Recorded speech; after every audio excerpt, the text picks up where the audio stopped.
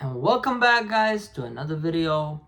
My name is Joseph Kraus, and I grew up in the Hasidic Jewish community with the full dress, the long curls, the yarmulke, the hat, the black clothes, everything.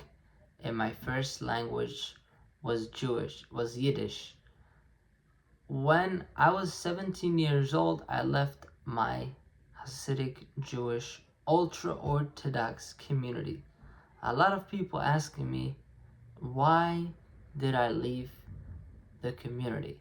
Until today, I never shared this story, and this is going to be the first time I'm going to share publicly the real reason why I left the Hasidic Jewish community. Now, the story is this. A few days or weeks before I made my final decision of leaving the Hasidic Jewish community, I do not remember whether I already was seriously in the process of planning to leave, or if I already made the decision or thought about it and just needed, as they say, the final straw on the camel's back.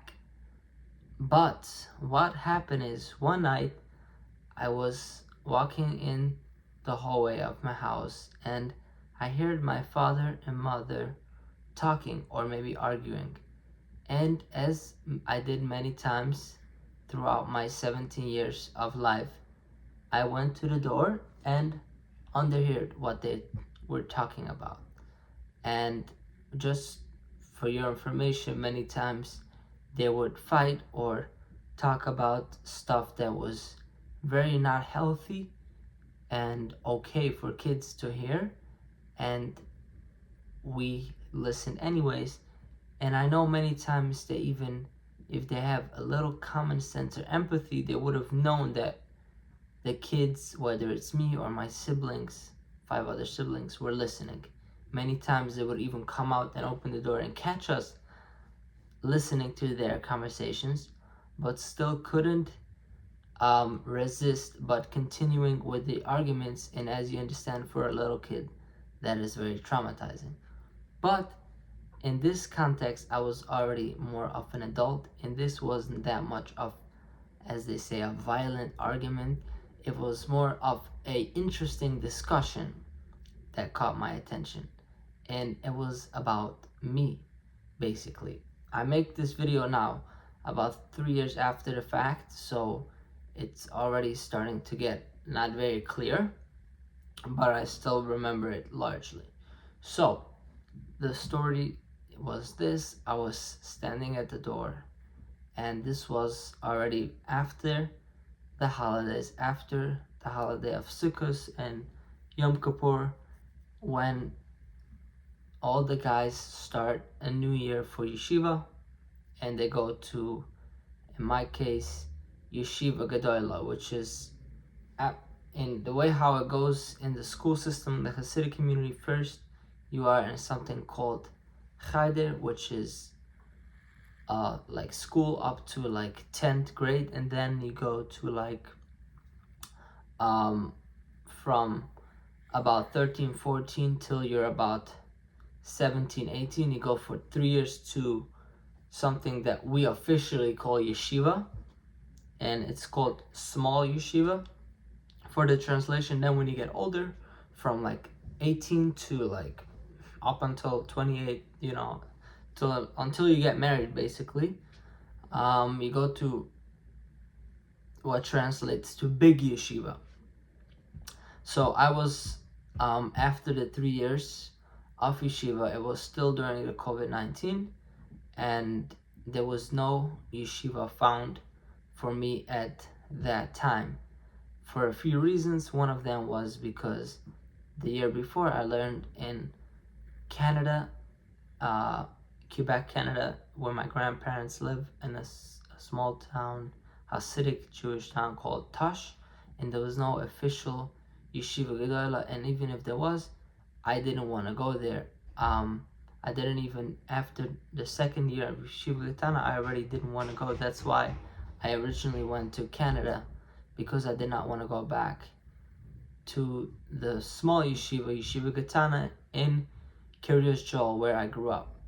So I was forced, kind of manipulated into going to Canada, which at least over there, far away from my parents, and I was a little bit, in a way, more free, but in a way more restricted.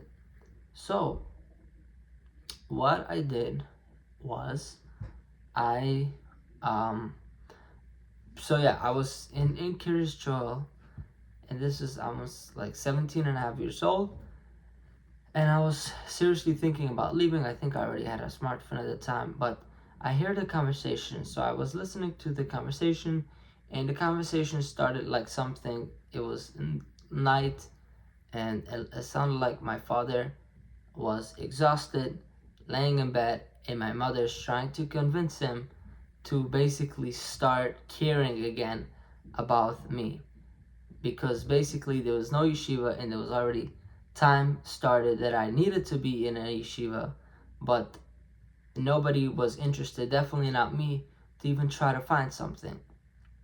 And I don't think they knew how hard it would have been, or like impossible, to put me in any yeshiva. I would not have agreed. Unlike the first time where they were able to manipulate me to go to Canada, this time would have been harder, for many reasons.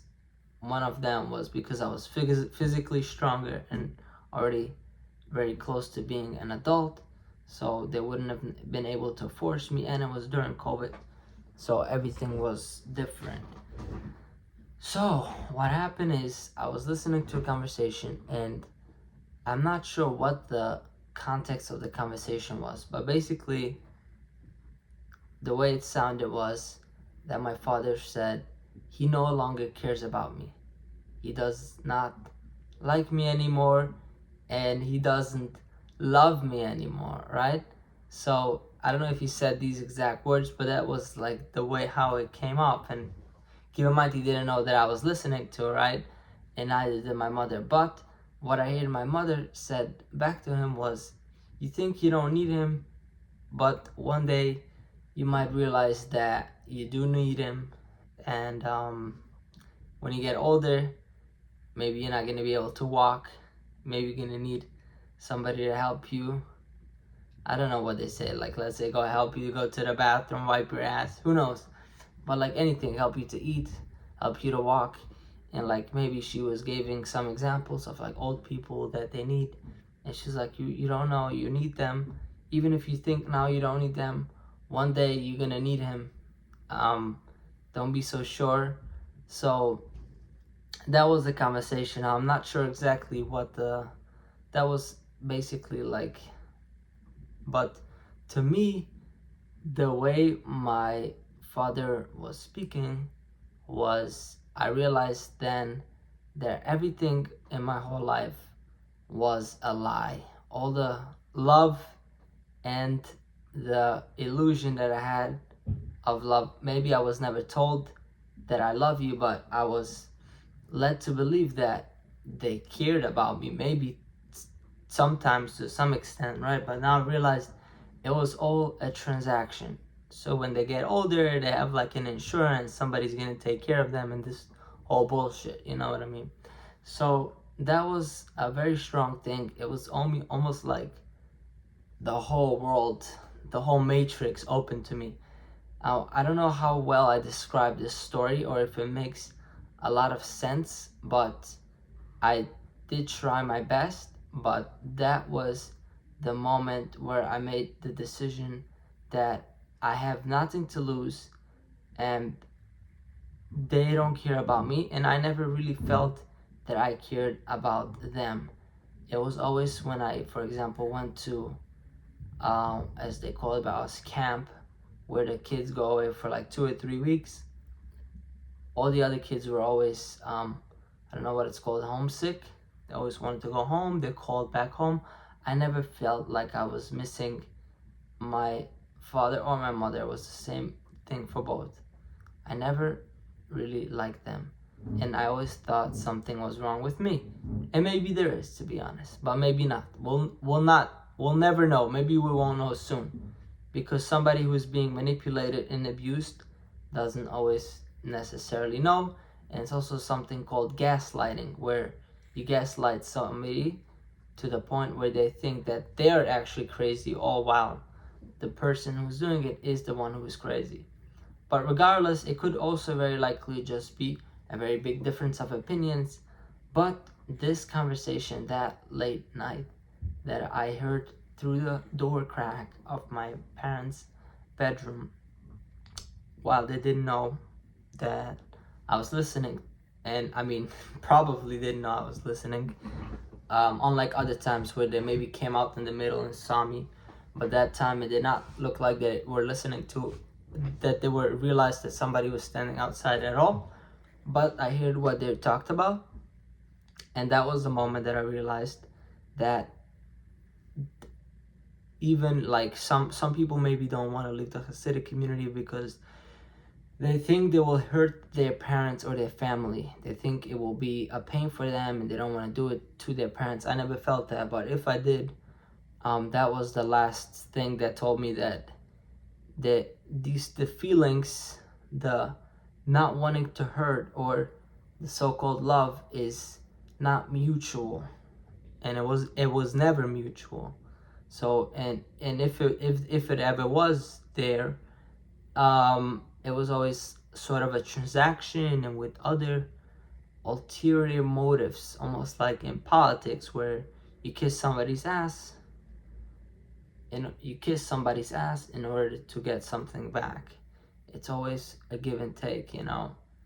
And that was while I was in the process of getting my I don't know if I was already in the process, but right around then I started to collect my, which I probably gonna make another video. I already made a video how I got my passport, my social security card, my birth certificate, and the money, all the thousands of dollars from my bank account before I left, and that took about 2 months to get. So but so like after I heard this conversation from their bedroom, I was still living with them for a while, and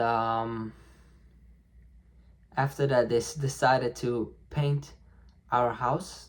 So we went to like a place living,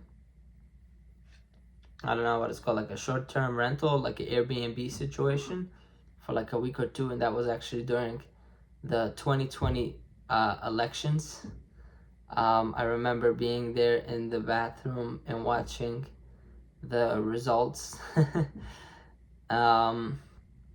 So they didn't know, but at that time it was very obvious I was not going to synagogue at all. They didn't have any control.